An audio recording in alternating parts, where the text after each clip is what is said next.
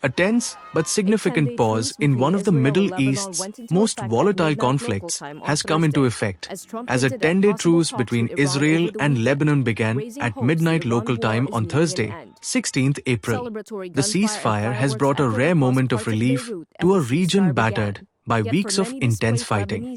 In parts of Beirut, the announcement was met with celebratory gunfire and fireworks lighting up the night sky.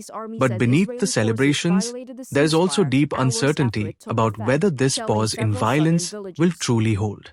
For many displaced Lebanese families, the ceasefire does not yet feel like peace. Some say the arrangement is temporary and fragile, warning that they fear a return to war once the 10-day window ends. Their message reflects widespread distrust on the ground that without a permanent settlement, the fighting could resume at any moment.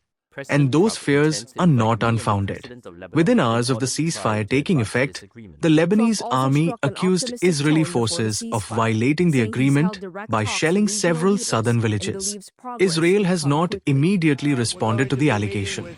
However, earlier statements from Israeli officials suggested that military positions remain active, citing continued Hezbollah presence as a security concern. Before the truce began, Israeli Prime Minister Benjamin Netanyahu had suggested that the ceasefire could open the door to a wider diplomatic breakthrough. He indicated that discussions involving regional leaders, including the possibility of a meeting facilitated by former US President Donald Trump, could pave the way for a broader peace arrangement. Donald Trump himself struck an optimistic tone ahead of the ceasefire, saying he had held direct conversations with key regional leaders and believed progress could come quickly. He also suggested that future meetings involving Israeli and Lebanese leadership could help turn the temporary pause into a more lasting political agreement. At the heart of this fragile ceasefire lies a much larger geopolitical calculation: the ongoing tensions between the United States and Iran, and the role of Hezbollah in Lebanon as an Iran-backed force. Analysts note that Israel's military campaign in Lebanon had become one of the key obstacles in broader diplomatic efforts involving Washington and Tehran. Now, there are early signs that a larger diplomatic opening may be emerging. Reports suggest that Iran is reconsidering its position on its nuclear stockpile. According to two Iranian sources, Tehran is now weighing the possibility of shipping out part of its highly enriched uranium, a step it had previously strongly rejected. At the same time, discussions between the United States and Iran appear to be shifting. In recent talks, Washington has reportedly softened its earlier demand for a permanent ban on Iran's nuclear program, instead proposing a long-term suspension.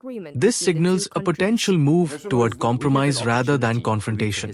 Further reports also indicate that the United States has offered possible sanctions relief and the unfreezing of Iranian assets as part of an effort to secure a broader agreement.